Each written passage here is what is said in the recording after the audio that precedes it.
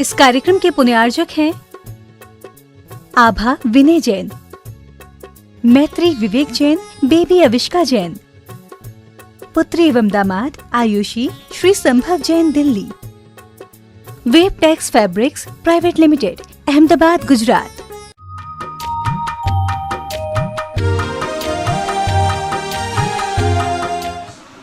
नमो सिद्धाणं नमो आयर्याणं नमो वज्रायाणं नमो लोये सौवशाहूर्णम्।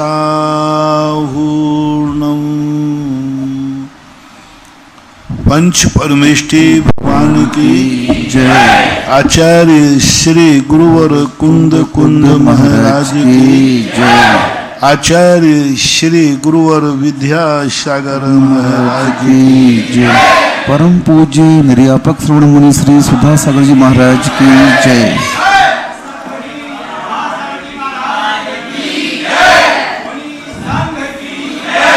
संजीव कुमार जैन, शिक्षक सांगानेर संस्थान, गुरुवर नमोस्तु। महाराज जी, इनकी जिज्ञासा है कि सम्मूर्छन जो पंचेंद्रिय होते हैं वे सैनी ही होते हैं या असैनी भी होते हैं? सम्मूर्छन दोनों प्रकार के होते हैं। एक तो पूर्णतः असंयमी होते हैं और सम्मूर्छन देश संयमी होते हैं। पूर्ण संयमी तो नहीं होते, लेकिन स्वयंभू रमण समुद्र में जो सम्मूर्छन होते हैं वो देश संयमी होते हैं। यहाँ की जो कर्मभूमि आदि में हैं, इन सम्मूर्छनों के संबंध में भी देश संयम कुचित कदाचित पाया जा सकता है, क्योंकि सम्मूर्छन के साथ और नपुंसक भेद के साथ देश संयम में कोई बाधा नहीं। महामुनि तो होंगे नहीं, क्योंकि त्रियंश ही होते हैं। अब रही बात सम्मूर्छनों में मनुष्य भी होते हैं, तो मनुष्य जो सम्मूर्छन है ये नियम से असंयमी ही होते हैं। लेकिन त्रियंचों में जो सम्मूर्छन होते हैं ये सम्यक दृष्टि भी हो सकते हैं, देश संयमी भी हो सकते हैं, संगी ही होते हैं। असंगी को तो कोई सवाल ही नहीं है, क्योंकि असंगी तो नियम से मिथ्या दृष्टि ही होते हैं। उनमें न तो सम्यक दर्शन होता है न देश संयम होता है। महाराज जी, जो मनुष्य होते हैं वो सैनी होते कि असैनी होते हैं? सम्मूर्छन मनुष्य जो, हाँ, सैनी होते। मनुष्य में कभी असैनीपना नहीं होता। सैनी और असैनी चार गतियां होती हैं, देवगति, नरक गति और मनुष्य गति। ये तीन गतियों में नियम से संगी ही होते हैं। त्रियंशों में दो भेद हैं, संगी के और असंगी के, ऐसा माना। कुसुम लता सोगानी, लक्ष्मी नगर, दिल्ली, गुरुवर नमोस्तु। महाराज जी, वृत्ति श्रावक प्रतिक्रमण करता है तो क्या मात्र प्रतिक्रमण से तीनों योग के जो पाप होते हैं मनोचन काय से वो धुल जाते हैं कि अन्य और कोई भी प्रायश्चित होता है? प्रतिक्रमण एक अपनी गलती को एक्सेप्ट करना है, स्वीकार करना है कि मेरे से गलती हुई है। गलती स्वीकार करने मात्र से बहुत कुछ किए हुए अपराध की कमी आ जाती है। उसके बाद उसके लिए दूसरा कार्य और करना पड़ेगा। नहीं तो गलती करता जाए और कहे आई एम सॉरी प्लीज, तस्मिच्छामि दुक्कडम, थप्पड़ भी मारता जाए कि आई एम सॉरी प्लीज, इतने मात्र से नहीं होगा। प्रतिक्रमण के बाद प्रत्याख्यान होना चाहिए, प्रत्याख्यान के बाद फिर प्रायश्चित होना चाहिए। तीन चीज़ों की एक साथ समष्टि है। कई बार किसी से कह दिया भाई कितनी बड़ी गलती करो लेकिन क्षमा मांग लो तो सब भूल हो जाए। तो एक व्यक्ति क्या किया कि वो एक घड़े रखे हुए थे और एक घड़ा फोड़ दिया। बोले भाई घड़ा क्यों फोड़ दिया? बोले आई एम सॉरी प्लीज, गलती हो गई। किसान ने कहा, कुमार ने कि चलो ठीक है, दूसरा फोड़ दिया। बोले आई एम सॉरी प्लीज, गलती हो गई। तीसरा फोड़ दिया तो उसने जाकर के एकदम जाके उसका सिर फोड़ दिया। बोले आई एम सॉरी प्लीज।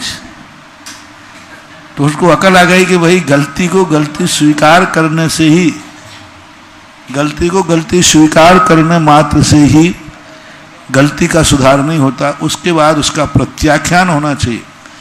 हम दोबारा अब ऐसी गलती नहीं करेंगे। और जब ये गलती उसको मालूम प्रत्याख्यान कर देता है तो जो कर चुका है उसका प्रायश्चित होना पड़ेगा। मान लो कोई आज लोक अदालत में भी गलती कर देता है, गलती के बाद वो कहता भविष्य में नहीं करूंगा, लेकिन जो कर चुके हो उसकी सजा तो भोगना पड़ेगी।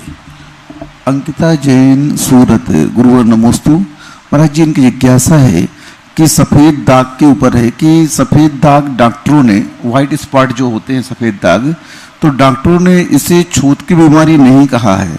तो फिर महाराज जी, आगम के अनुसार आप लोग कहते हैं कि जिन्हें ये बीमारियां हो जाती हैं वे आहार दान और अभिषेक वगैरह नहीं कर सकते, ऐसा क्यों? जब आगम में जिस चीज़ का नाम लेकर स्पष्ट निषेध कर दिया, उसके संबंध में हम वर्तमान डॉक्टरों की पैथी को स्वीकार नहीं कर सकते। उन्होंने स्पष्ट रूप से निषेध किया है, नाम लेकर निषेध किया है, तो फिर उसके लिए ठीक नहीं है। जब आगम में नाम लेकर निषेध कर दिया गया तो कोई ना कोई और कारण भी रहा होगा, और भी कोई कारण रहे होंगे जिन कारणों से निषेध किया। अश्विनी गोधा, जौहरी बाजार, जयपुर। गुरुवर नमोस्तु। महाराज जी, इनकी जिज्ञासा है कि सिद्ध चक्र महामंडल विधान में आया कि स्फटिक सहनन, सिद्ध चक्र महामंडल विधान में स्फटिक सहनन के बारे में आया है, तो ये स्फटिक सहनन क्या कहलाता है? परम औदारिक शरीर की उपमा दी जाती है, स्फटिक बद्ध, ऐसी उपमा दी जाए, भगवान निर्मल शुद्ध पवित्र होता है, ऐसी उपमाएं कई आचार्यों ने दी हैं। हे भगवान, आपका शरीर स्फटिक शरीर के समान निर्मल था, ऐसा। श्रीमती शशि जैन, हिसार। गुरुवर नमोस्तु। महाराज जी, इनकी जिज्ञासा है कि दर्शनावर्णी कर्म और दर्शन मोहिनी कर्म में क्या अंतर है? बहुत अंतर है। दर्शनावर्णी कर्म का अर्थ होता है किसी वस्तु को जानने के पहले पूर्व आभास को दर्शन कहते हैं। जम सामान्यम गहनम भावाणम रेव कट्टु मायाणम अवशेष दून अर्थे दंसन मिन भन्य समय। जिनेन्द्र भगवान ने जो किसी भी चीज़ को जानने के पहले जो हमारा आभास होता है, प्रथम सन्निकर्ष होता है, सामान्य का ज्ञान होता है, उसको दर्शन कहते हैं। जिसे आप लोग अभी तो वर्तमान में देखने में नहीं आता, पहले फोटो उतरती थी तो निगेटिव बनना था, तो निगेटिव को दूर से देखोगे तो अपन ये नहीं कह सकते किसका फोटो है, तो वो कहलाता है दर्शन। लेकिन ये तो एहसास हो गया कि कुछ ना कुछ है यहाँ, आकार का तो ध्यान हुआ कुछ विशेष का, लेकिन विशेष ज्ञान न होने से वह दर्शन कहलाता है। और जो दर्शन, सम्यक दर्शन, दर्शन मोहिनी है, जो कर्म है, वो अलग चीज़ है। वो मन को गाफिल करती है, मन को उल्टे मार्ग पर चलाती है, कुमार पर ले जाती है, सत्य को असत्य और असत्य को सत्य करता है। वो शराब के नशे के समान है कि व्यक्ति को चढ़ जाए तो व्यक्ति सत्य को भी नहीं पहचानता और असत्य को भी नहीं पहचानता। दर्शन मोहिनी यानी मोहित करती है, और दर्शनोपयोग जो है वह मोहित नहीं करता, वो एक अनिवार्य प्रक्रिया है। किसी भी पदार्थ को जानने के पहले हमें दर्शनोपयोग लगाना पड़ता है, और दर्शन और ज्ञान ये हमारे जीव के लक्षण हैं। दर्शन मोहिनी विभाव है, पुद्गल की परिणामों के निमित्त से होते हैं। दर्शन मोहिनी औदैक भाव है, और दर्शनोपयोग क्षयोप संभाव और छायक भाव में भी लिया जाता है, ऐसा अंतर। विनीता जैन, अशोक नगर। गुरुवर नमोस्तु। महाराज जी, इनकी जिज्ञासा है कि तदाकार और अदताकार जो स्थापना होती है उसमें क्या अंतर है? तदाकार और अदताकार। तदाकार और तदाकार, तदाकार कहलाता है स्टेचू, जैसा वह था वैसा ही बना लेना तदाकार है।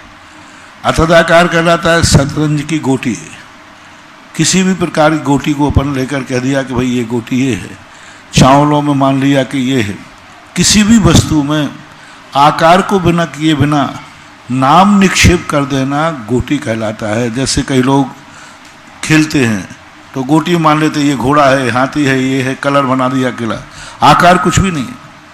और तदाकार वो कहलाता है जैसा वो था हुबहू वैसा ही बनाना, उसको तदाकार स्थापना बोलते हैं।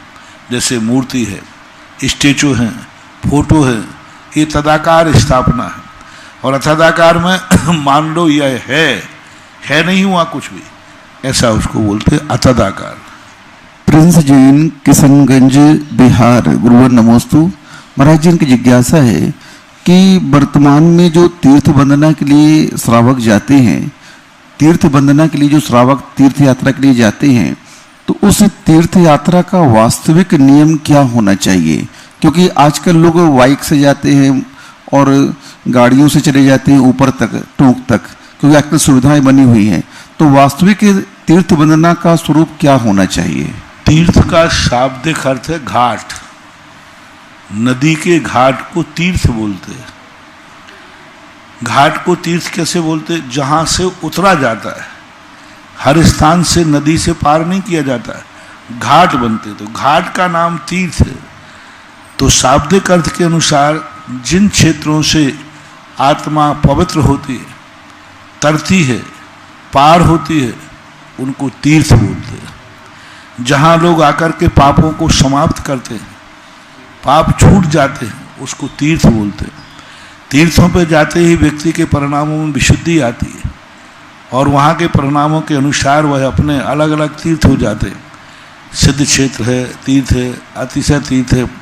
जहाँ पर अपने व्यक्ति में व्यक्ति अपने आप में शुद्ध होता है, पवित्र होता है, उसे तीर्थ कहते हैं। जैसे सिद्ध भगवान बनते हैं तो सम्मेद शिखर तीर्थ महातीर्थ है, क्योंकि वहाँ उन्होंने संसार सागर से पार हुए।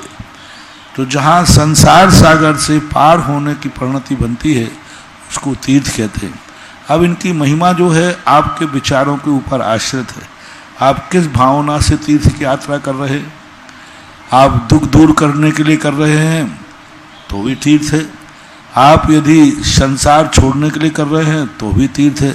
बस यदि आप पिकनिक के लिए कर रहे हैं तो फिर तीर्थ नहीं है। यदि आप मनोरंजन के लिए कर रहे हैं तो तीर्थ नहीं है।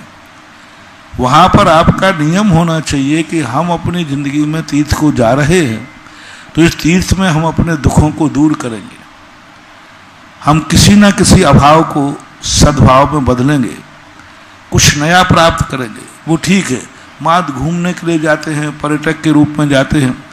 आज सरकार की एक बहुत दुर्नीति चल रही है, वो सभी तीर्थों को बदल करके पर्यटक क्षेत्र बनाना चाहते हैं। पर्यटक क्षेत्र का अर्थ ही हो गया कि तीर्थ खत्म हो गया। पर्यटक किसे बोलते हैं? पर्यटन, घूमना, घूमना। ये बहुत बड़ी दुर्नीति है। ये नीति अंग्रेजों ने शुरू की थी, क्योंकि अंग्रेज लोग जानते थे कि जब तक उनके पास तीर्थ हैं तो ये धार्मिक आस्थाओं के कारण से इनको जीतना कठिन है। तो उन्होंने कहा कि तीर्थों को पर्यटक के रूप में बदल दो। और अब अपनी सरकार इसको न समझने के कारण से पर्यटक तीर्थ बना रही। प्रलोभन क्या दे रही? पैसे का। आप पर्यटक क्षेत्र बनाओ, हम तुम्हें इतने करोड़ रुपया देंगे, इतने लाख रुपया देंगे।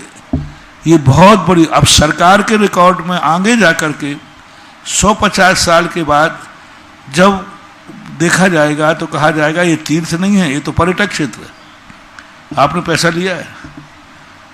पर्यटक क्षेत्र, और पर्यटक क्षेत्र में कोई भी पाप करने की मनाही नहीं है। पर्यटक क्षेत्र में कोई शराब पीने की मनाही नहीं है। पर्यटक क्षेत्र में जूते चप्पल उतारने की मनाही नहीं है। पर्यटक क्षेत्र में मौज मस्ती करने की मनाही नहीं है। पर्यटक का अर्थ ही क्या है? पर्यटक की परिभाषा क्या है आपकी दृष्टि में? मौज मस्ती करना, मनोरंजन करना। और आप लोग सब जानते हैं पर्यटकों के जितने पर्यटक क्षेत्र होते हैं वहाँ जाकर मौज मस्ती क्या नहीं होता, वहाँ सब कुछ होता है। तो धीरे धीरे आपके ऑन रिकॉर्ड पर्यटक क्षेत्र हो जाएंगे। और पर्यटक क्षेत्र होते ही फिर आप यदि कहोगे कि नहीं हमारा धार्मिक क्षेत्र, यहाँ जूते चप्पल उतारिए, और आप मना करोगे तो सामने वाला कहेगा आपका ये पर्यटक क्षेत्र है, और पर्यटक क्षेत्र होने से यहाँ नहीं उतारे। बहुत बड़ी दुर्नीति करे। सम्मेद शिखर को पर्यटक क्षेत्र घोषित कर रहे हैं, यानी वहाँ तुम शराब की बोतल पियोगे, आप मना नहीं कर सकते क्योंकि पर्यटक क्षेत्र है। तो आज प्रश्न आया है, तो सारे जगत के लिए अपने तीर्थों को पर्यटक क्षेत्र मत बनने दो। आज जो लोभ तुम दे रहे हो, मिल रहा है पैसे का, कल तुम्हें पश्चाताप करना पड़ेगा। और कल ऑन रिकॉर्ड यदि गवर्नमेंट के हो गया कि पर्यटक क्षेत्र घोषित हो गया, फिर आप वहां कोई पाप नहीं रोक सकते, कोई पाप नहीं रोक। और हर क्षेत्र को पर्यटक क्षेत्र बना रहे हैं। जितने अपने पवित्र क्षेत्र, चाहे जैन हो, चाहे हिंदू हो, चाहे कोई भी हो, हर क्षेत्र को गवर्नमेंट पर्यटक क्षेत्र बना रही है और उनको कमाई का साधन बनाएगी फिर, क्योंकि वहां पर फिर सब लोग मनोरंजन के लिए जाएंगे तो कमाई भी होगी, होटलें खुलेंगी, सब कुछ होगा। इसलिए पर्यटक क्षेत्र, तीर्थ क्षेत्र के नाम से देना हो तो दीजिए, नहीं तो पैसा लेने की जरूरत नहीं है। तीर्थ भली विकसित हो या ना हो, लेकिन तीर्थ पवित्र बना रहे, यह सबसे बड़ी बात। करोड़ों करोड़ रुपए के बजट दे रही है सरकार, और उनकी एक ही नीति है कि ये तीर्थ क्षेत्र भारत के खत्म हो जाए, और राजनीति चाहती सब पर्यटक क्षेत्र बना दो, खोल दो सबके लिए। तो ये नीति से आपको बचना चाहिए। पर्यटक की परिभाषा आप पूछिए, पर्यटन, और पर्यटक की परिभाषा कानून से पूछिए, किसी वकील से पूछना कि पर्यटक क्षेत्र का बायोलॉजी क्या है। मौज मत खुले, कोई पाबंदी नहीं, आप किसी को कुछ नहीं कर सकते। वो उसका स्थान ही है कि मनोरंजन का स्थान। तो पर्यटन क्षेत्र जो बनाने की बात है, नहीं, आपको देना है तीर्थ क्षेत्र के नाम से दीजिए, तीर्थ क्षेत्र ही इसका नाम रहेगा। तीर्थ क्षेत्र, हम सरकार में पर्यटन क्षेत्र घोषित मत होने दो। किसी भी क्षेत्र को पर्यटन क्षेत्र घोषित करना चाहते, पर्यटन क्षेत्र के नाम से आपको जमीन खूब मिलेगी, पैसा खूब मिलेगा, बहुत बहाएंगे, वो चाहते ही हैं। इसलिए पर्यटक क्षेत्र के लोभ में समाज नहीं समझ पा रही है। लोग अंधे बन करके, पैसे के लोभ में आकर के और ये ले रहे हैं। सबसे मेरा कहना, जैनियों से भी कहना, खास तौर से जैनियों के लिए तो टैग टू ऑर्डर, आदेश है कि वो पर्यटक क्षेत्र घोषित ना होने दे।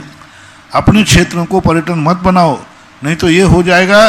और ये पर्यटक क्षेत्र घोषणा दे, सब दुनिया आएगी, विदेशी आएंगे, ये आएंगे, वो तो सब आएंगे, लेकिन करेंगे क्या? वो आएंगे तो सब पक्का है पर्यटक क्षेत्र बनते, लेकिन वो करेंगे क्या? सारी पवित्रता नष्ट हो जाए। जब हम उदयगिरी, खंडगिरी गए, बड़ा सोच के गए थे कि वहाँ बड़ी बड़ी गुफाएं हैं, ध्यान करेंगे, लेकिन सरकार ने उसे पर्यटक क्षेत्र घोषित कर दिया। हम लोग पूरे पूज्य गुरुदेव भी थे, पूरे जंगल में बैठे, कहीं बैठने की जगह ही नहीं, जहाँ देखो वहीं कोई ना कोई गलत कार्य हो रहा है। कम से कम 10 किलोमीटर के एरिया में घूमे हम लोग, कहीं गुफाएं मिले, ध्यान करें, लेकिन जहाँ जहाँ जाओ वहीं वहीं कोई ना कोई गलत हो रहा है। अंत में वहाँ से बिहार करना पड़ा, और तीर्थ क्षेत्र जहाँ से मोक्ष गए महाराज, लेकिन पर्यटक क्षेत्र घोषित कर दिया।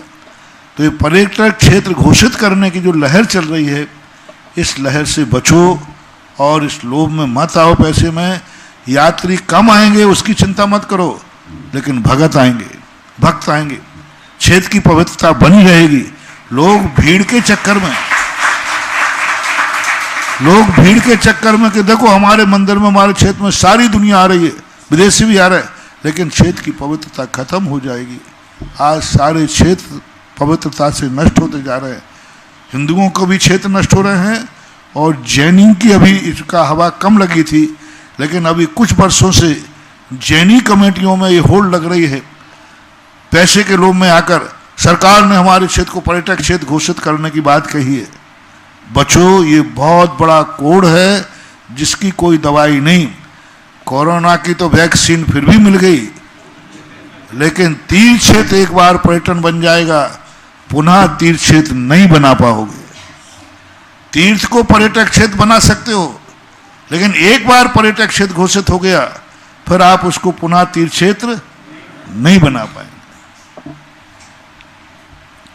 पूजा राहुल जैन, सेडम, आंध्र प्रदेश। गुरुवर नमोस्तु। महाराज जी, इनकी जिज्ञासा है कि प्रत्येक संप्रदाय में जो भी उनके पूजा अर्चन के स्थान बनाए गए हैं, वहाँ पर जाने के कोई न कोई नियम होते हैं, लेकिन जैन समाज में ऐसा कोई भी नियम नहीं है।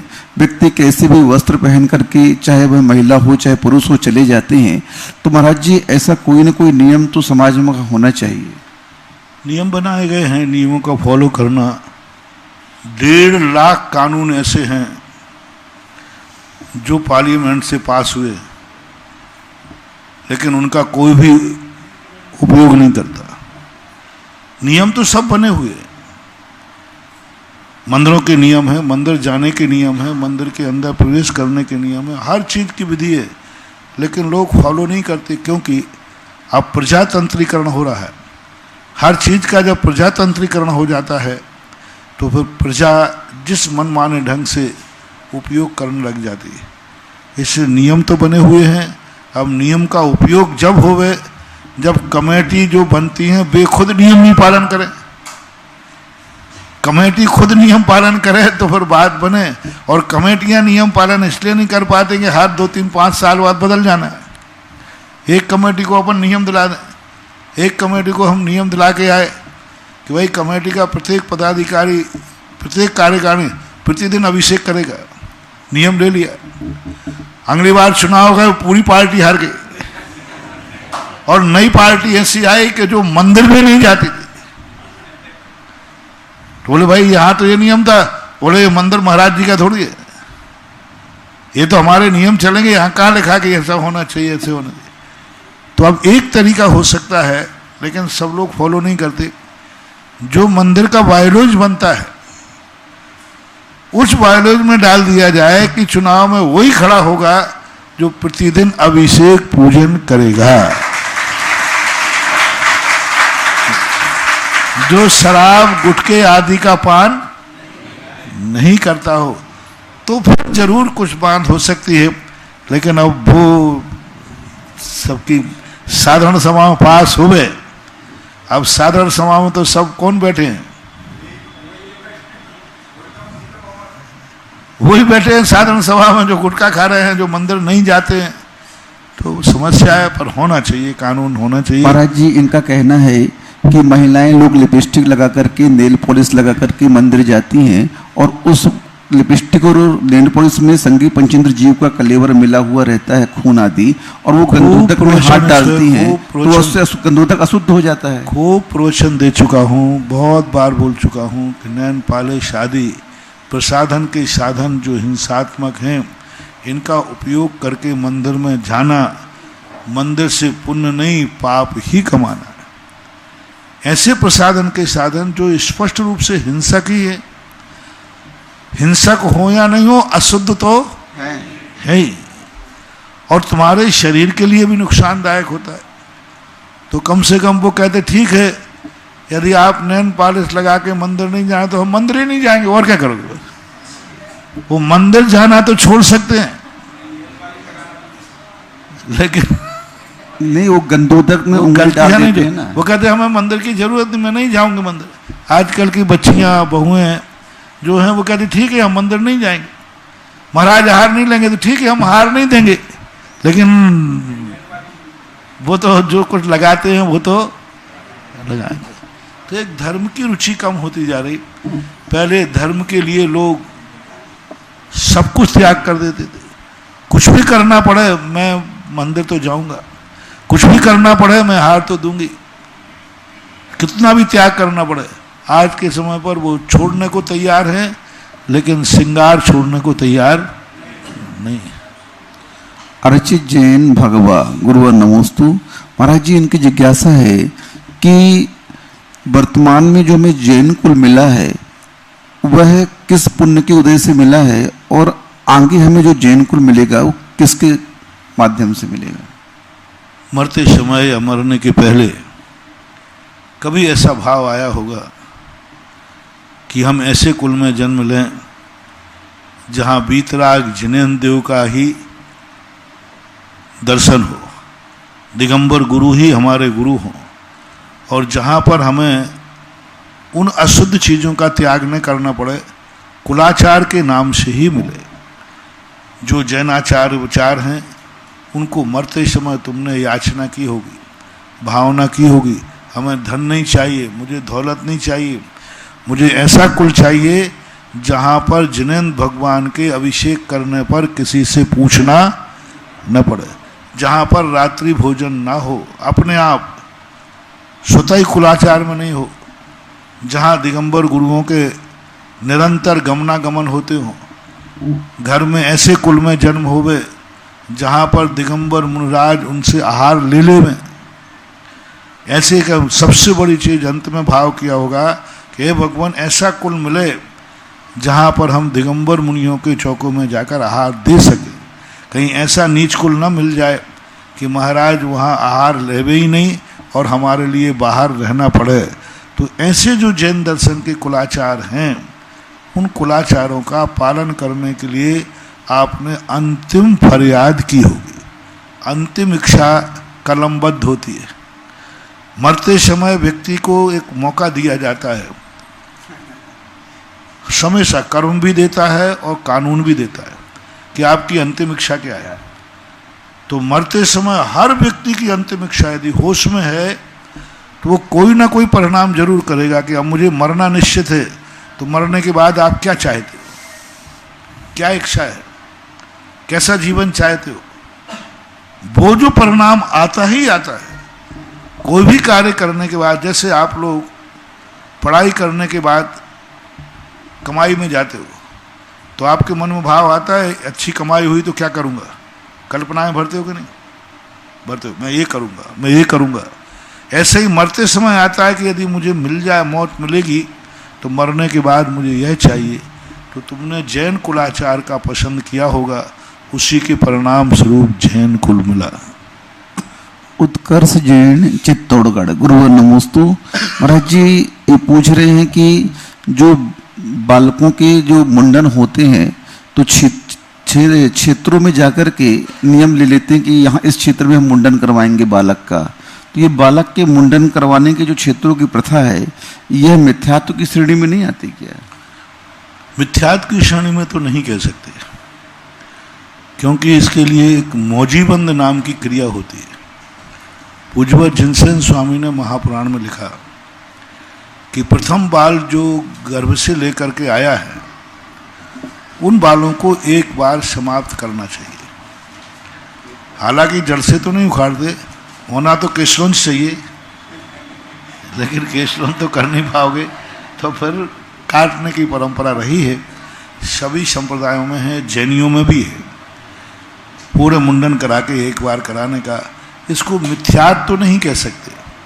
अब इसका कोई ऐसा रीजन भी हम स्पष्ट नहीं कर सकते जो रीजन कोई धार्मिक हो, लेकिन ऐसी परंपरा जिसे हम मिथ्यात्व भी नहीं कह सकते और पूर्णता सम्यक भी नहीं कह सकते। शकुंतला जैन, महावीर नगर 3, कोटा, गुरुवर नमोस्तु। महाराज जी इनकी जिज्ञासा है, जो अबाधा काल कर्मों का पड़ता है वह 8 कर्मों का पड़ता है या किन्हीं कर्मों का पड़ता है? अबाधा काल जो बंद होता है, अबाधा काल जो कर्म बंध रहा है वो बंद अब कितनी देर के बाद उदय में आएगा, उसका आबादा काल बंद के समय ही पड़ जाता है। नियत रूप निश्चित है, कौन सा कर्म कितनी आयु का कितने समय का बनता है उसके हिसाब से उसकी आबादा पड़ती है। 8 का नहीं, 148 का। जितने भी कर्म बंद होते हैं, असंख्यात प्रकार के बंद हों, आबादा काल के बिना बंद होता ही नहीं है। कम से कम सभी कर्मों का जघन से आवली काल आबाधा है। एक बंधा हुआ कर्म कम से कम एक आवली के बाद ही उदय में आएगा, वही आबाधा है। बोले परम पूज्य न्यापक श्रमण श्री सुधा सागर जी महाराज की जय। परम पूज्य मुनि श्री महासागर जी महाराज की जय। ऑनलाइन जिज्ञासा के पश्चात उपस्थित श्रावकाओं के माध्यम से जिज्ञासा प्रारंभ करते हैं। महाराज श्री के चरणों में बारंबार नमोस्तु। समस्त जो भी टीवी के माध्यम से अपने घरों पर बैठकर देख रहे हैं सब तब की ओर से भी बारंबार नमोस्तु करते हैं। महाराज श्री चरणों में सर्वप्रथम जिज्ञासा के लिए बुला रहा हूं मैं श्रीमान कमल जी रावका साहब ब्यावर से, और तैयार रहेंगे श्रीमती फूल कंवर जी कोटा। माइक उनके पास भी पहुंचा दें। फूल कंवर जी कोटा, जितने लोगों ने नाम लिखा है वो अपने आप अंदर रहेंगे। हेलो, कोटिशय नमोस्तु महाराज जी। महाराज जी, आपकी दिव्य वाणी की महत्ता को पूरे देश ने, पूरे संसार ने समझा है, देखा है, परखा है, और आपके एक आह्वान से करोड़ों लोग दान देने की होड़ा होड़ लगा देते हैं। अभी बिहार में थे, आचार्य श्री जी ने भी कहा कि इस ग्रीष्म काल में राजस्थान की धरती पर सुधा सागर महाराज जी ने चमलेश्वर जी का एक बहुत ठोस कार्य किया है। गुरुदेव, मेरी जिज्ञासा यह है कि आपने एक बार प्रवचन में यह कहा था कि जिनके मोटिवेशन से, जिनके उपदेश से लोग दान देते हैं, उन्होंने भी पूर्व भव में खूब दान दिए होंगे।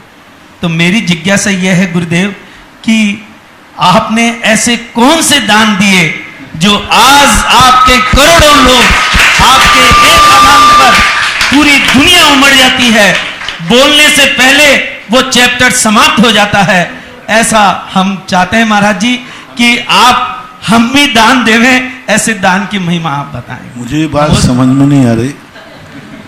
फसल सामने लहरा रही हो और पूछ रहे हो कि बीज कौन सा बोया था।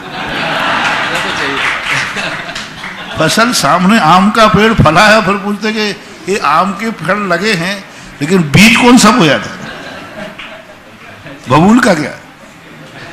अरे फसल ही बता रही है कि जो जो प्रकार का हम तुम्हारे लिए दान के उपदेश दे रहे हैं वो सारे बीज मैंने बोए थे। मैं कितने बीज बताऊं? जय हो। मैंने अभिषेक का बीज बोया, मैंने शांति धारा का बीज बोया, पूजा का बोया, दान का बोया। मैं गिना ही नहीं सकता, क्योंकि मैं तो बहुत बहुत बड़ी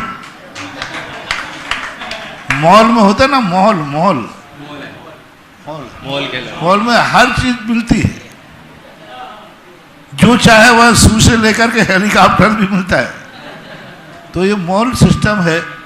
व्यापक इतनी अपनी व्यापक सोच होना चाहिए, और व्यापक जब सोच होती है तो एक दिशा में नहीं बहना चाहिए। इतने इतने व्यापक हो जाओ कि जिस दिशा में तुम देखो वहीं पर तुम्हारे लिए कोई ना कोई खुशी नजर आए। जिस तरफ कदम उठाओ उसी तरफ आप देखें कोई ना कोई पवित्रता वहाँ है जो खींच रही है। इसलिए हम कभी भी एक तीर्थ क्यों नहीं बनाते? क्योंकि मुझे सीमित रहना ही नहीं है। मैं तो इतना बड़े तीर्थ बनाना चाहता हूँ कि जहाँ जहाँ मैं बैठूँ वही तीर्थ बने और सारा जगत तीर्थ बन जाए। सारा जगत तीर्थ बन जाए। व्यक्ति जहाँ से चाहे वहाँ से अपना कल्याण कर सकता है। शास्त्रों में एक बात आई, कल्याण करने के लिए कोई नियत स्थान नहीं होता। जहाँ पर साधक बैठ जाता है वहीं से कल्याण हो जाता है और वो तीर्थ बन जाता है। तीर्थ बने बनाए तीर्थ ढूंढना और अपनी साधना के बल पर तीर्थ बनना, ये तो फसल ही बताती है कि कारण क्या है। कभी कभी कार्यों को देख करके कारण का अंदाज लगा लेना चाहिए। कारण बताने में बहुत दुविधा हो जाएगी। गुरुदेव, जिनके गुरु जिस शिष्य की अगर बहुत अनुमोदना करे उसका पुण्य क्या होगा? मुझे पता नहीं है। मैं तो हमेशा चाहता हूँ गुरु से प्रशंसा चाहे ना, अपना पतन करना है, और गुरु से डांट पाना हमेशा विकास करना है। तो मुझे तो अभी प्रशंसा सुनकर फूलना नहीं है, क्योंकि हमें तो अभी बहुत विकास करना है।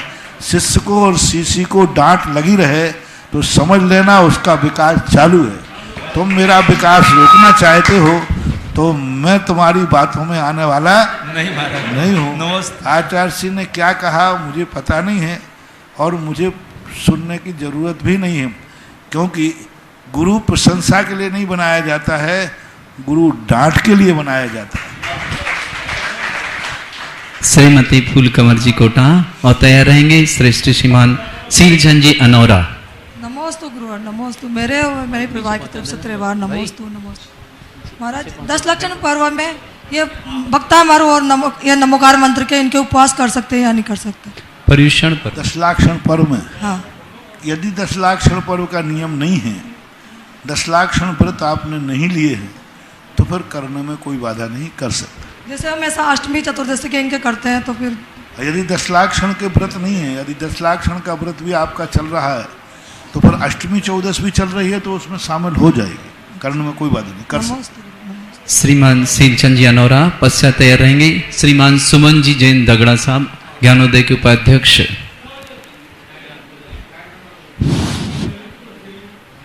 बोलिए बोलिए। ललितपुर से शीलचंद जैन अनौरा का मेरे गुरुवार हीरा के लिए जौहरी मूर्तियों के ज्ञाता ऐसे निरापक श्रमण मुनि पुंगव श्री सुधार सागर महाराज को त्रिवार नमोस्तु। हे गुरुवर, हमारी जिज्ञासा है, कुछ क्षेत्रों पर वर्तमान में 24 घंटे पानी के फुब्बारे भी चलते हैं, मेहंदी भी लगती है, गार्डन भी लगते हैं जो हर हफ्ते में काटे भी जाते हैं, बिना छाना पानी भी इस्तेमाल होता है। तो हे गुरुवर, इसमें जब आप बताते हैं कि एक बूंद पानी में और एक पत्ते तोड़ने से असंख्यात जीवों की हिंसा होती है, तो क्या गुरुवार क्षेत्रों का पानी और हम लोगों का पानी पत्ता अलग है? हे गुरुवार, जिज्ञासा का समाधान क्या है, आत्मरंजन के साथ साथ मनोरंजन भी चाहिए, और गृहस्थों के लिए शास्त्रों में इस प्रकार की फुलवाड़ियों का बगीचा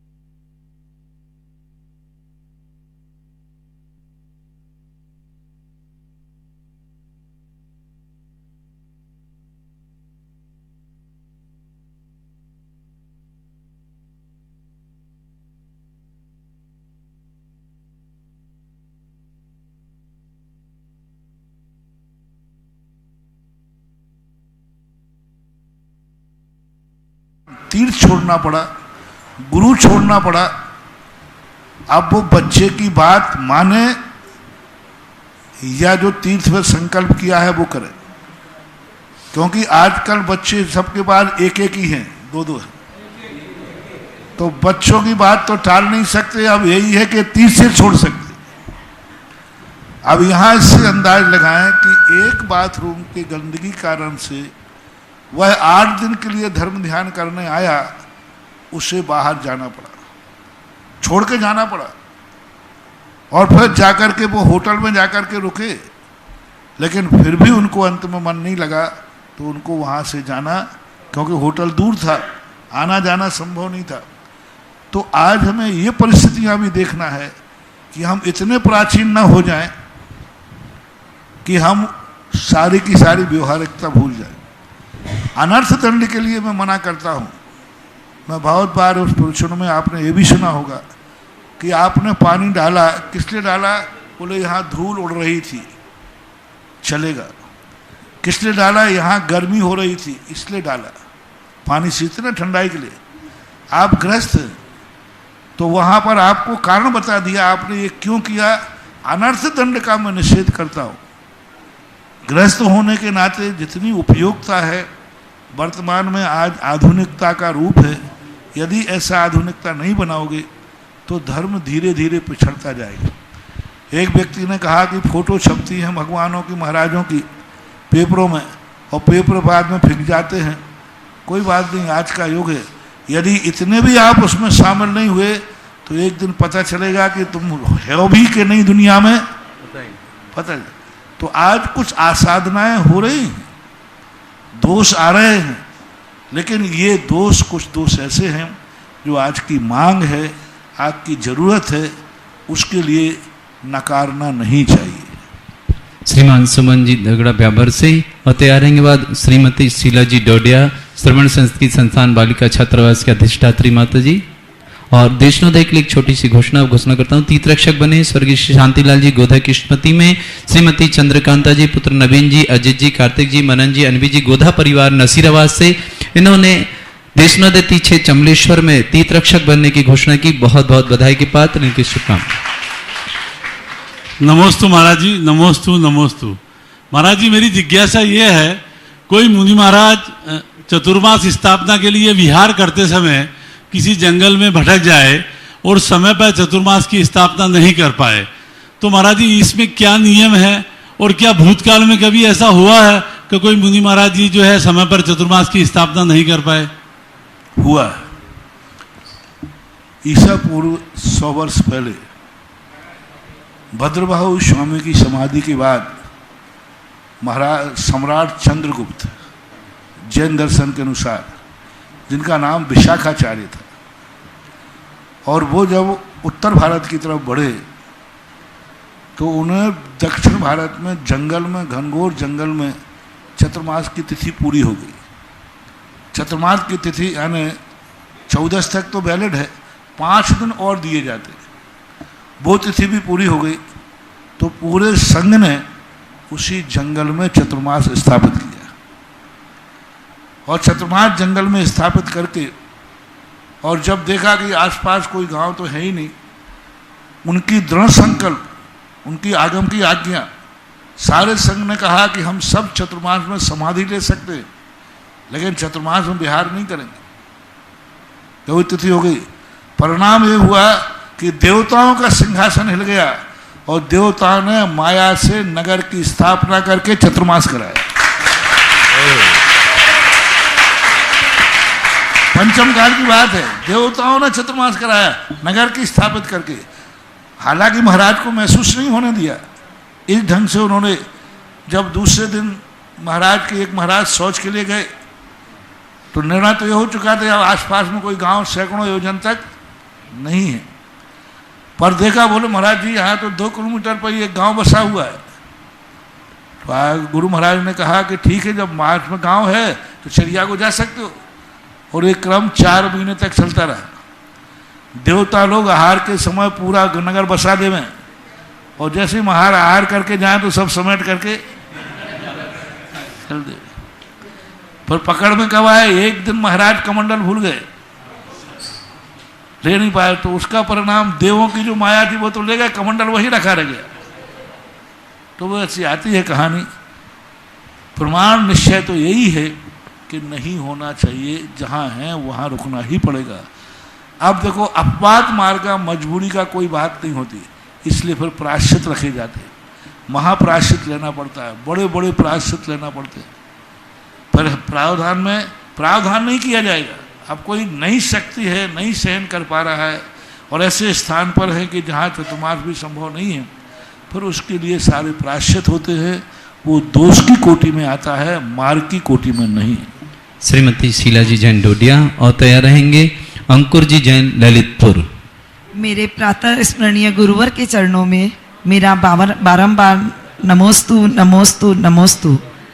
गुरुवर, आपके आशीर्वाद व प्रेरणा से श्रमण संस्कृति संस्थान के अंतर्गत बालिका छात्रावास की स्थापना हुई, और वो पौधा अच्छा रूप ले चुका है। 4 वर्ष हो चुके हैं। इस बार हमारे पास पूरे देश से अनेकों बच्चियां आई, 100 से ऊपर हमारे पास बच्चियां आई। लेकिन गुरुवर, मैं ये जिज्ञासा रखना चाहती हूँ कि क्या उन बच्चियों का दुर्भाग्य था या हमारे श्रेष्ठियों का दुर्भाग्य है कि हम उन बच्चियों को एक छात्रावास बड़ा रूप में नहीं बना सके, तो हम उन बच्चियों को वापस हमको भेजना पड़ रहा है, और बच्चियां और उनके पेरेंट्स भी बहुत ज़्यादा दुखी है। तो इसमें बच्चियों का दुर्भाग्य माना जाए या समाज के श्रेष्ठी लोगों का? समाज का सबसे बड़ा दुर्भाग्य है कि समाज जब कोई दुर्घटना घटती है तो सरकार का इस्तीफा मांगती है। दुर्घटना घटी है चौराहे पर और इस्तीफा मांग रही है सरकार का। तो यही स्थिति बनती है जब कोई, आज एक लोग शिकायत करते हैं कि बच्चे और बच्चियां आधुनिक हो रहे, धर्म पढ़ना नहीं चाहते, बुराइयों की तरफ जा रहा है, पाश्चात्य संस्कृति की तरफ जा रहा है। 90% बड़ों की ये शिकायत है। तो मैं भी यही मानता था कि बच्चे बच्चियां आजकल धर्म पढ़ना नहीं चाहते, संस्कार लेना नहीं चाहते। तो मैंने भी जब सांगानेर संस्थान की 96 में स्थापना की, बड़ी आलोचना सुनी। खैर हमें तो आलोचना सुनना ही पड़ती है शुरू में, क्योंकि हमारे काम ही ऐसे होते। बाद में उनके जो हैं फिर वो मुंह नहीं दिखा पाते, ऐसे काले मुंह होते उनके, क्योंकि उसका जब फल लगता है तो चारों तरफ स्थिति। छात्रावास की स्थापना हुई तब बहुत बड़े बड़े लोगों ने नाम लिए बिना बहुत बड़ी आलोचना की। कौन आज धर्म पढ़ने वाला है, कौन आज बच्चे पढ़ेंगे, लोग बड़े बड़े आधुनिक पढ़ाई करते, CBSE कोर्स आदि। फिर भी मैंने शास्त्रों पर मुझे बड़ा विश्वास है। शास्त्रों में लिखा है कि पंचम काल के अंत तक श्रावक भी रहेंगे और मुनिराज भी रहेंगे। तदनुसार उसकी स्थापना की। आज हमारे पास छात्र ज़्यादा हैं और हॉस्टल के कमरे कम हैं। फिर दूसरी बात आई कि बच्चियों का किशनगढ़ चतुर्मास के अंतर्गत बात आई, तो सबने कहा महाराज जी बच्चियाँ धर्म पढ़ेंगे, आजकल की बच्चियाँ पढ़ने ही नहीं चाहती। मैंने कहा कि चलो छोटा सा काम शुरू करो, जितने मिल जाए। आज वो ये बता रहे अधिष्ठाता हैं वहाँ के, तो ये इन्होंने कहा कि आज 100 बच्चियाँ 130 बच्चियाँ आई, अच्छी बच्चियाँ थी। एक बच्ची जब भ्रष्ट हो जाती है, किसी के साथ भाग जाती है, तो समाज में निंदा होती है, लोग बुराई करते हैं। और 100 बच्चियां कह रही हैं कि मुझे बचाओ, तो कोई बचाने वाला नहीं, बचाने वाला नहीं। मात्र कुछ नहीं करना, मैं बहुत बार बोल चुका हूं। 2 टाइम का भोजन और एक रहने का कमरा दे दो, हजारों जैनियों की बच्चियां ब्राह्मणी सुंदरी बनकर के जीवित रह जाएंगी, माँ बाप की लाज रह जाएगी, समाज की लाज रह जाएगी, उनका जीवन बच जाएगा। कोई भी व्यक्ति ये नहीं कहना चाहता है कि महाराज जितने बच्चे बच्चियां सुधरना चाहते हैं, उनके लिए कमरे की कमी के कारण से बच्ची वहां पर नहीं जाना चाहिए। दुनिया भर के हर साल होटलें बन रही हैं, गार्डन बन रहे हैं। जो बच्चे सुधरना चाहे, जो नहीं सुधरना चाहे तो उनकी बात नहीं कर रहा हूं। जो सुधरना चाहते हैं, मात्र रहने की कमी के कारण, मात्र रहने की कमी के कारण से बच्चियों को नहीं ले पाए। जब से छात्रावास खुला है, बच्चियों का हर साल 200, 150, 200, 250 बच्चियां सुधरना चाहती हैं। उनके माँ बाप कहते मेरी बच्चियों को संभालो, पढ़ाओ, धर्म पढ़ना चाहते, लेकिन हमारे पास स्थान नहीं। स्थान के अभाव में बड़े डर करके एक छोटा सा स्थान बनाया, वो 1 साल में भर गया। अब दूसरा स्थान बनाने की सोचिए, लेकिन कोई श्रेष्ठी वर्ग ये नहीं आ रहा है कि महाराज जितने हॉस्टल बनाना है, छात्रावास बनाइए, जितने छात्रावास। सबसे बड़ा काम है आज के युग में, मंदिर बनाने से सबसे बड़ा काम है जैन दर्शन पढ़ने वाले छात्रावास बनाना जरूरी है।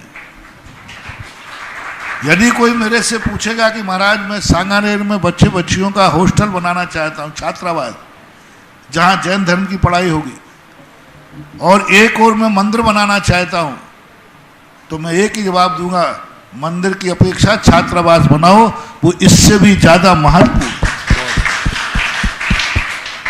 इससे भी ज्यादा। मैंने अब इससे ज्यादा उपमा क्या दूं, एक जिनेन्द्र देव के मंदिर से बड़ा एक बच्चियों का छात्रावास है।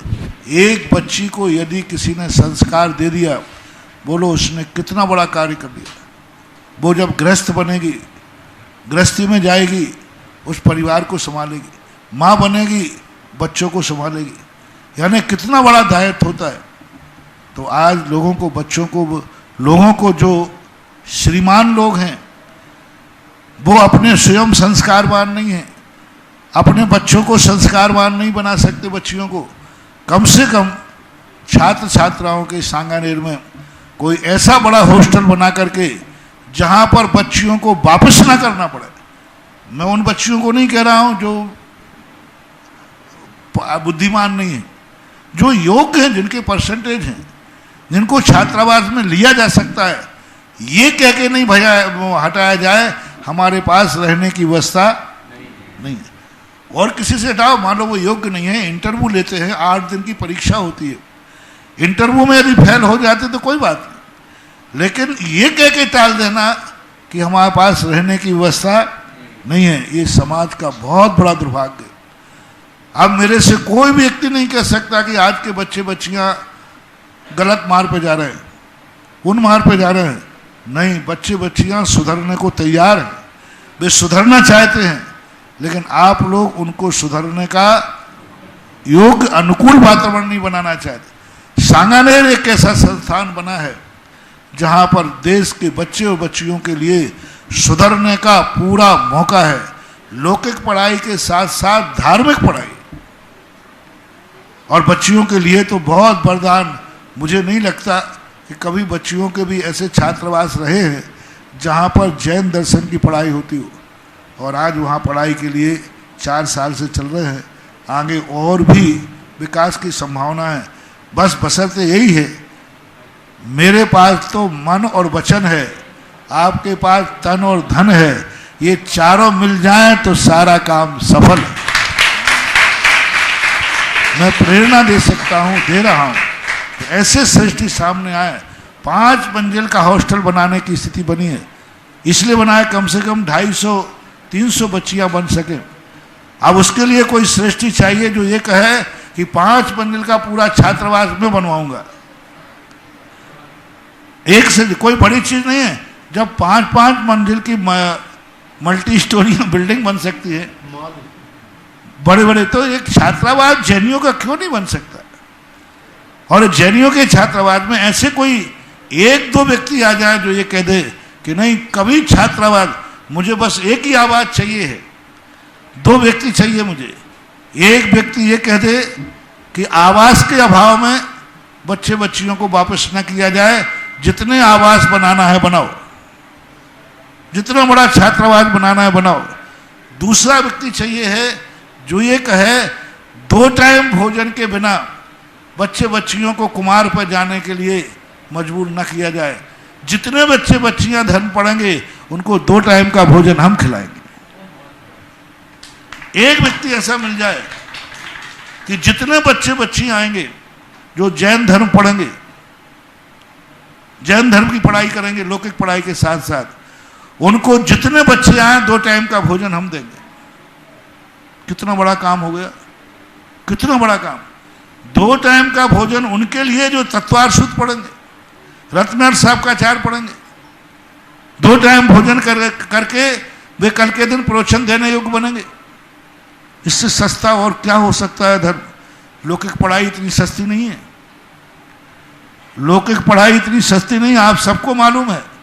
और आज हमारे धर्म की पढ़ाई इतनी सस्ती है, मात्र 2 टाइम का भोजन का आह्वान करना है कि जितने छात्र जैन धर्म पढ़ेंगे, जैन धर्म की बातों की चर्चा करते हैं लोग, जैनी लोग, लेकिन जब प्रैक्टिकल आता है तो कोई 2-5 श्रेष्ठ इस भारत में नहीं है जो ये कह सके समाचार देवे कि 2 टाइम भोजन करके यदि कोई जैन धर्म पढ़ता है तो जितने लोग पढ़ना चाहें मेरी तरफ से पढ़ाइए।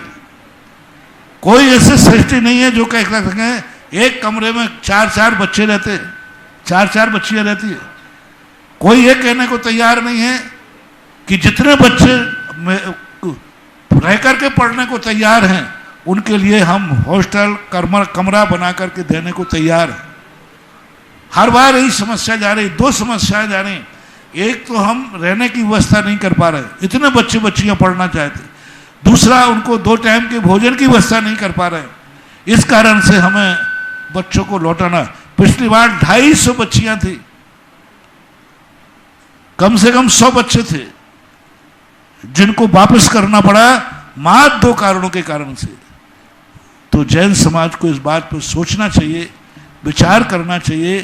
पैसा नहीं सो बात नहीं है, पैसा है, लेकिन दुनिया के संसार के कार्यों के लिए पैसा है।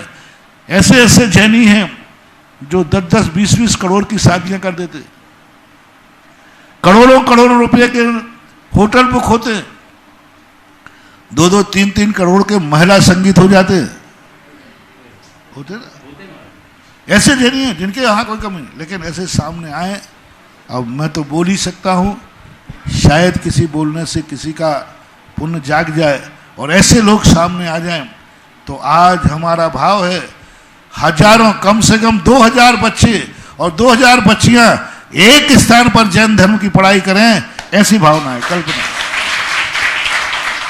और 2000 बच्चे बच्चियां यदि एक साथ पढ़ेंगे और हर साल ये 5 साल के बाद यदि ये बच्चियां समाज में जाएंगे, बच्चे समाज में जाएंगे, तो धर्म के प्रचार को कोई रोकने वाला नहीं है।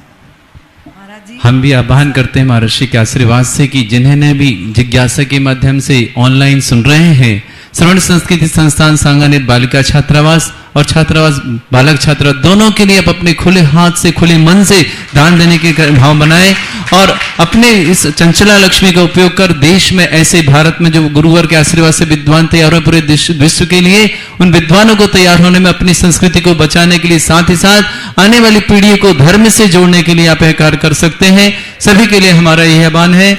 और जिज्ञासा के लिए श्रीमान अंकुर जी ललितपुर और तैयारेंगे कुमारी आशी जी खेकड़ा। नमोस्तु महाराज जी, नमोस्तु नमोस्तु सपरिवार नमोस्तु महाराज जी। महाराज जी, आपकी प्रेरणा से हम लोगों ने 16 तारीख को देवगढ़ में श्री पंचपरमेष्ठी विधान करके चक्रवर्ती विवाह किया और आपके निर्देशानुसार हम लोगों ने 7 दिन की तीर्थ वंदना की, आचार्य गुरुदेव के दर्शन किए, आशीर्वाद प्राप्त किया और भी जो आपने नियम संयम दिए वो हमने सब पालन किया। अब इसके बाद हम लोगों को कैसे अपना जीवन व्यतीत करना है उसका मार्गदर्शन देने की कृपा करें। यदि पूज्यवर जिनसेन स्वामी महाराज ने महापुराण में लिखा, यदि किसी भी कार्य का मंगलाचरण धर्मपूर्वक होता है तो समझ लेना चाहिए उसका अंत भी धर्मपूर्वक ही होता है। आप लोगों ने शादी विवाह, चक्रवर्ती विवाह करके 7 दिन तक संयम के साथ 3 क्षेत्रों की वंदना व्यतीत किया, यही बता रहा है कि आपका भविष्य उज्जवल है और मंगलमय है। संसार एक ऐसा कीचड़ है जिसमें जाने के पहले यदि वो धर्म का अवलंबन लेता है तो उस कीचड़ में पंख से पंकज भी बन जाता है। और जो गृहस्थ के सद आवश्यक हैं उन आवश्यकों को, क्योंकि तुम तो बहुत पुराने शिवरार्थी हैं, ये वो शिवरार्थी है जो हमारे शिविर का सबसे छोटे शिवरार्थी का पुरस्कार पा चुका है। यानी एक दिन वो था जब पूरे शिविर में सबसे छोटी उम्र का शिवरार्थी कोई था तो अंकुर था। हाँ, उसका नाम सब लोग गणेश जी, अभी भी गणेश जी जैसे ही गणेश जी कहते, छोटा शिवरार्थी था। यानी आप देखें कब से संस्कार बा रहा है और हर शिविर को अटेंड किए, कई बार तो छोटी उम्र में ही 10-10 उपवास किए। मैंने खूब उपवास करा के इसके शरीर को सुखाना चाहा, लेकिन पारिवारिक माता पिता के जो संस्कार होते हैं वो भी हेल्थी है, ये भी है। बहुत अच्छा है जो संस्कार शिविर में पाए हैं और जो तुमने आदर्श अभी प्रस्तुत किया, सदा इसी आदर्श को और आगे बढ़ाएं, मेरा आशीर्वाद।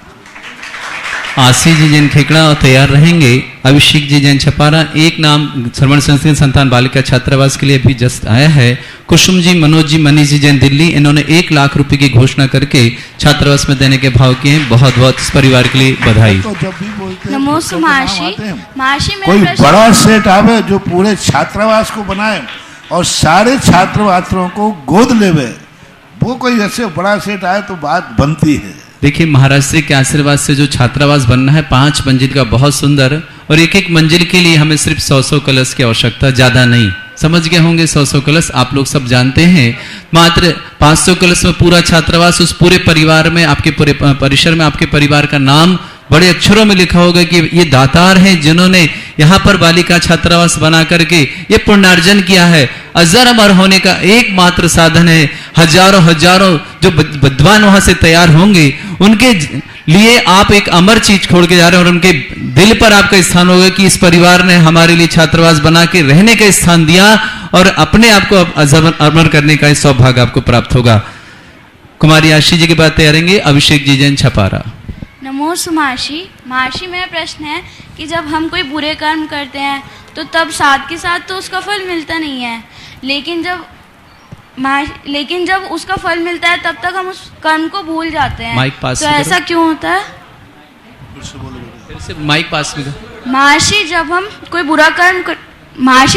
बुरा कर्म करते हैं तब तो उसका फल मिलता नहीं है, लेकिन जब तक उसका फल मिलता है तो तब तक हम उस बुरे कर्म को भूल जाते हैं। देखो, अपन लोग भोजन करते हैं तो भोजन करते समय अच्छा लगता है, वो पेट में जाने के बाद फिर गुड़ गुड़ गुड़ गुड़ करता है, लेकिन खाते समय कैसा लगा? अच्छा लगता है। कोई भी चीज़ का फल बाद में ही तो मिलेगा। बबूल के बीज होते हैं, बहुत अच्छे होते हैं, बोते समय बुरे नहीं लगते, लेकिन जब वो पेड़ बनेगा और कांटे आएंगे तब लगेगा अरे बीज गलत बो दिया था। तो इसी प्रकार कर्म जो है तुरंत भी फल मिलते हैं, ऐसी बात नहीं है, लेकिन बहुतायत कम मिलते, क्योंकि जब व्यक्ति कोई गलत कार्य करता है तो उसके पीछे उसका कोई पूर्व का पुण्य रहता है, उस पुण्य के कारण वो गलत कार्य में सफल हो जाता है।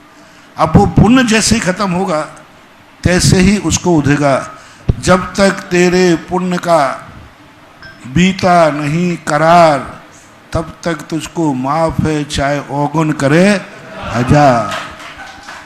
पुण्य भी पूर्व का पड़ा रहता है, खूब पाप करते लोग को कहते हैं कुछ नहीं होता, हम इतना कर रहे हैं कुछ नहीं होता, ये पूर्व भाव का पुण्य पड़ा है। जिस दिन पुण्य खत्म हो जाएगा उस दिन सारा भंडा फूट जाएगा। पाप का घड़ा ज़्यादा बड़ा नहीं होता, पुण्य का घड़ा कभी भरता नहीं, और पाप का घड़ा भरे बिना रहता है।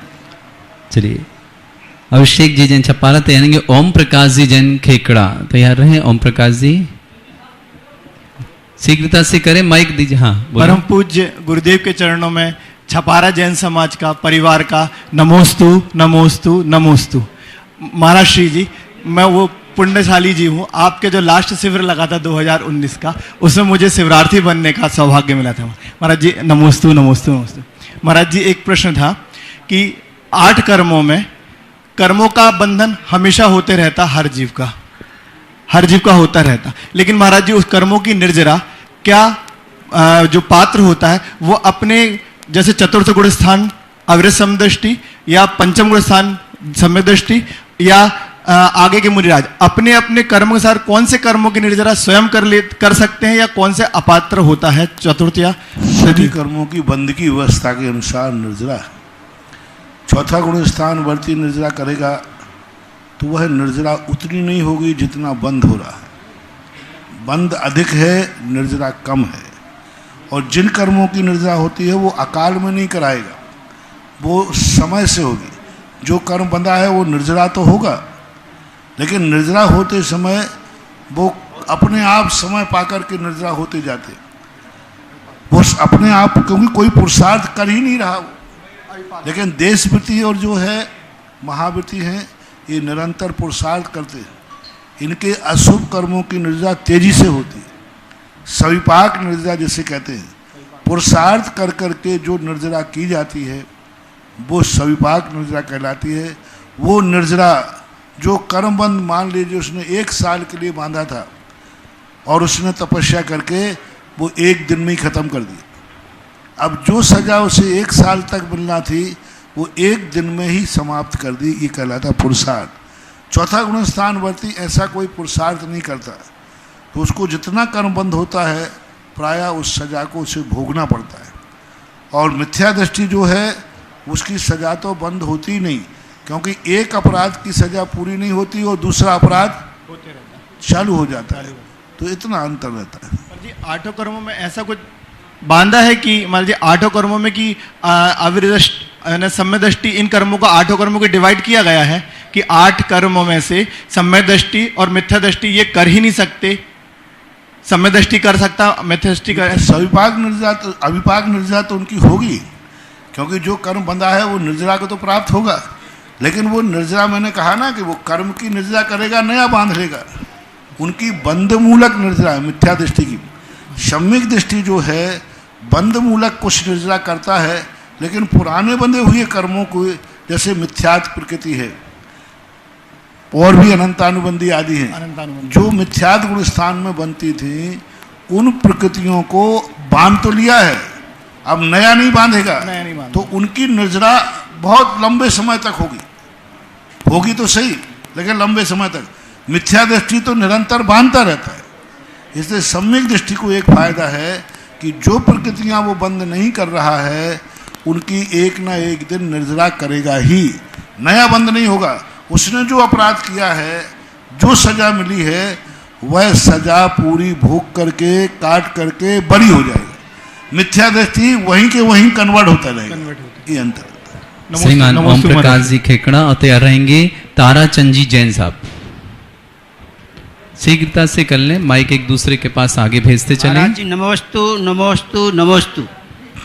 माइक पास में सतत बह रही दादाजी जिनके उर से धर्मारत की धारा है, निर्विकल्प निर्बाध तपस्या सिद्ध स्वरूप तुम्हारा ओम शांति। प्रश्न करिए बस, आप कुछ नहीं। प्रश्न है आपका? महाराज जी प्रश्न ये है हाँ कि जैसे हम यात्रा पे जाते हैं और वहाँ की वहीं से गद्दी पे से माइक पास में करें। गद्दी पे से छत्र जो है पैसा दे करके जो है वो ले लेते हैं और फिर वो भगवान को चढ़ाते हैं, वो क्या सही है या वो कैसे है? सही है। कभी कभी क्या होता है, आपको अपने घर का ही भोजन करना चाहिए, लेकिन अब घर में आप बनाने लायक नहीं है तो जो बना के देता है वो खा लेना चाहिए।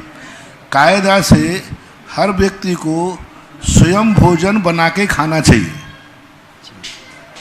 कायदा से, कायदा से।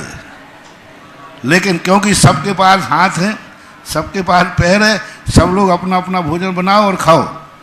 लेकिन अब व्यवहारिकता क्या है, यदि सब बनाएंगे तो फिर कमाएं, फिर सबको कमाने भी जाना पड़ेगा। महिलाओं ने बहुत अच्छी तालियां बजाई जब बनाने की बात आई। अब दूसरा ये भी है, जब अपना अपना बनाएंगे तो फिर अपना अपना, अब नहीं बजेगी ताली, अब मामला गड़बड़ हो गया है। लेकिन व्यवहारिकता क्या है कि ठीक है, एक कमाने जा रहा है वो भोजन बना देगा, अपन नहीं बना पाते हैं तो दूसरा अपना घर से छत्र ले जाओ चढ़ाओ। लेकिन अब ये छत्र बनाना संभव नहीं है तो जो छत्र मंदिर में रखे रहते हैं उनको लेकर के चढ़ा देना बराबर उसको छत्र का पुण्य लगता है। ठीक है, बहुत अच्छा है, ऐसा होना ही चाहिए। श्रीमान ताराचंद जी के पश्चात गौरव जी जैन तैयार रहेंगे शीघ्रता से। गौरव जी। परम पूज्य निरापक मुनि सुधा सागर जी महाराज के चरणों में सपरिवार सत सत अभिनंदन अभिनंदन अभिनंदन। नमस्ते महाराज जी। मेरा प्रश्न है महाराज जी कि मेरी भावना में एक लाइन आई है, इष्ट वियोग अनिष्ट योग में समता भाव धारण करें। हमारे सांसारिक जीवन में हमारे हम प्राणियों पर इसको हम किस प्रकार से लेवें, इष्ट वियोग अनिष्ट योग में? दो प्रकार से समता करना चाहिए, इष्ट वियोग और अनिष्ट संयोग। कि जब इष्ट का वियोग हो ही गया है, अब हम क्या कर सकते हैं? जे कर्म पूरब किए खोटे सहे क्यों नहीं जीरा। जब हो ही गया, घटना हो गई, अब हम उसको आरो ध्यान करें, संकलेश करें तो कुछ हो नहीं सकता। अनिष्ट का संयोग जीवन में आ ही गया है तो अब अनिष्ट को निवारण करने की तो सोच सकते हैं, लेकिन अनिष्ट से घबरा करके और जीवन से उदासीन हो जाना ठीक नहीं। क्योंकि गृहस्थ में इष्ट वियोग और अनिष्ट संयोग की बहुत संभावनाएं होती है। क्योंकि आप इष्ट मानते हो, आप अनिष्ट मानते हो, इसलिए होता है। यदि मान्यता छूट जाए तो नहीं होगा, फिर तत्व चिंतन ही हमारे लिए बचा सकता है कि हमारा जिसका हमारा सहयोग था, जितने दिन तक हमारा उसके साथ सहयोग था, जितना हमारे उनके साथ कर्म का योग था, वह व्यक्ति हमारे साथ रहा, वह वस्तु हमारे पास रही, और हमारे पुण्य की कमी के कारण से वह वस्तु हमसे दूर हो गई। अनिष्ट का सहयोग आने पर सोचना चाहिए, हमने जरूर किसी का बुरा किया होगा तभी हमारा बुरा हुआ, हमने जरूर किसी का अनिष्ट किया होगा तब हमारा अनिष्ट हुआ, हमने जरूर कोई ऐसी भूल की है जिस कारण से मेरे जीवन में दिन प्रतिदिन अनिष्ट की स्थिति बनती जाती है। तो इसके लिए आप लोगों को निरंतर तत्व चिंतन ही कार्यकारी हो सकता। श्रीमान गौरव जी जैन ललितपुर तैयार रहेंगे। आशा जी जैन कोटा। चरणों में बारंबार नमोस्तु बारंबार नमोस्तु बारंबार नमोस्तु। आशा जी कोटा। मेरा प्रश्न ये है, शंका समाधान भी समझ लीजिए कि जैसे किसी व्यक्ति का, आपने भी अपने प्रवचन में कहा है कि जो व्यक्ति नियम लेता है उसकी परीक्षा अवश्य होती है।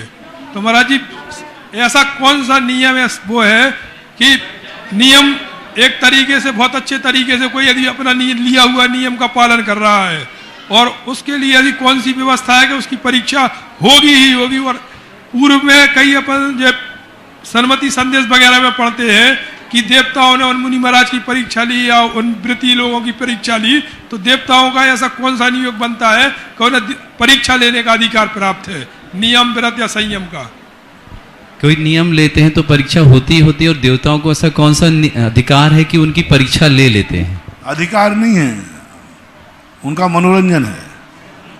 उनको किसी ने अधिकार दिया नहीं है, उन्होंने वो अपने मनोरंजन के लिए, उनको कौतूहल होता है ऐसे कैसे संभव है, ऐसे कैसे हो सकता है उनको, क्योंकि वो असंयमी होते और वे जब देखते हैं कि ऐसा कोई धर्म कर रहा है, बोले ऐसा कभी हो ही नहीं सकता, तो परीक्षा करने आ जाते। उन्होंने कहा कि ऐसा कोई किसी वस्तु को देख करके बोले एक सामायिक करने बैठा, तो उन्होंने कहा कि ऐसा कोई हो ही नहीं सकता कि 1 घंटे तक व्यक्ति सामायिक बैठा रहे, रात भर ध्यान में बैठा रहे और उसके लिए कुछ भी विकल्प नहीं आवे, ऐसा हो ही नहीं सकता। तो वो परीक्षा करने आते हैं कि इसको डिगाएं, बरसात करेंगे, सांप बिच्छू छोड़ेंगे। पारसनाथ के संबंध में सोचकर कहा, देखे कैसे नहीं दिखते, ऐसा कभी होता है क्या? प्राण किसको प्यारे नहीं होते? तो ऐसा मान करके वो मनोरंजन के लिए, और उनको सबसे बड़ा आश्चर्य होता है कि ऐसा कैसे हो गया। जो व्यक्ति जो कार्य नहीं कर पाता है उसको यही लगता है कि ये कैसे संभव है, ये कैसे संभव हो सकता है। तो ऐसी स्थिति में वो लोग आ जाते परीक्षा, अधिकार किसी ने नहीं दिया। अगर गुरुदेव जैसे यदि कोई व्यक्ति अपने नियम से च्युत हो गया उनकी परीक्षा कौतूहल से, तो इसका पाप किसको लगेगा? अपने नियम से च्युत हो जाए कोई व्यक्ति तो किसी कारण से, तो उसे पास किसका लगे? जिसके निमित्त से हुआ वो भी भागीदार होगा।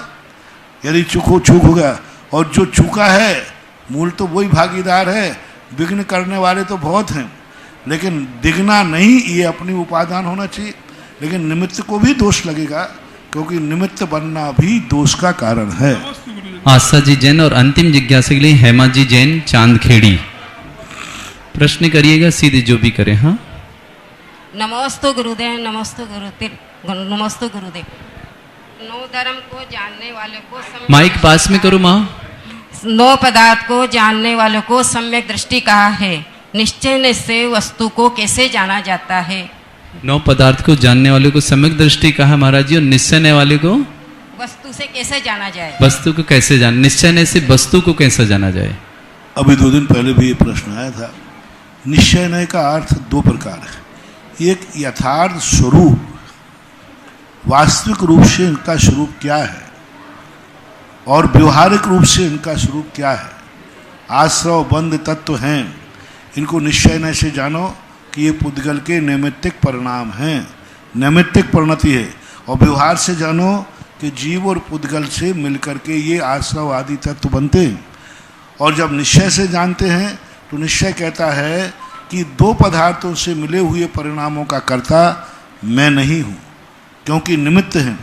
निश्चय नहीं कहता है किसका अविनाभावी संबंध है, किसके बिना ये नहीं होता है और किसके सद्भाव में होता है, ये निश्चय नहीं कहता है।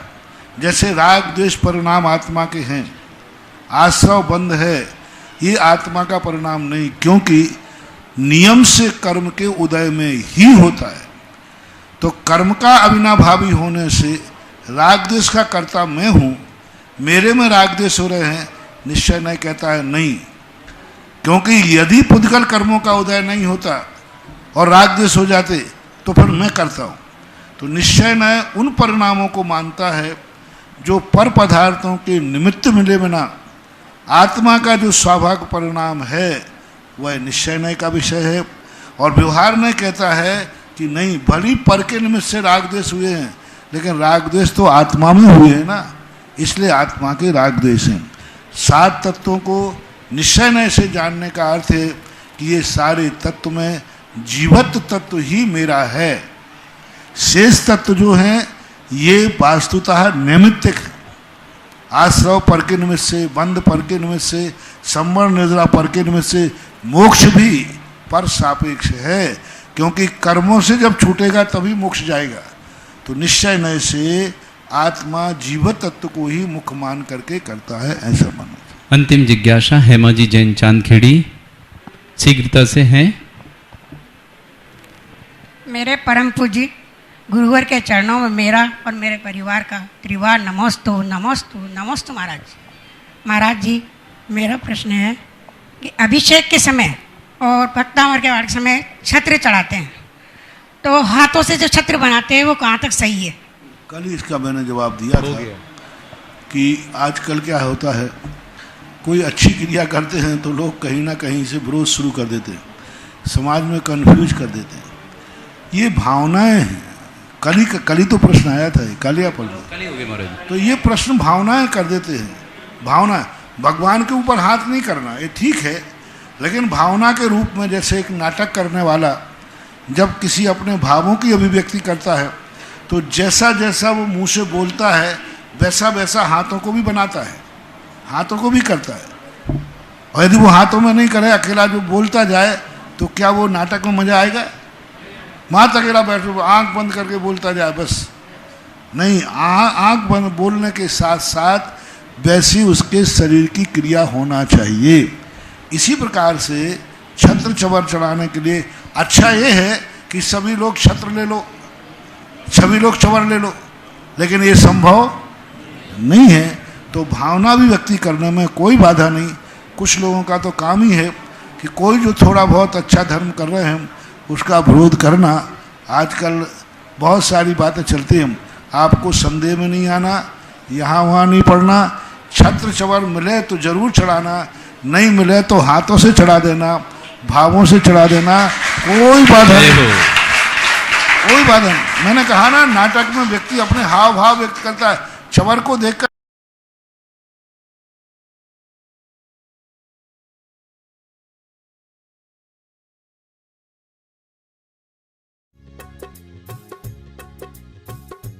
इस कार्यक्रम के पुण्यार्चक थे आभा विनय जैन, मैत्री विवेक जैन, बेबी अविष्का जैन, पुत्री एवं दामाद Ayushi Shri Sambhav Jain Delhi, web tex fabrics private limited, Ahmedabad Gujarat.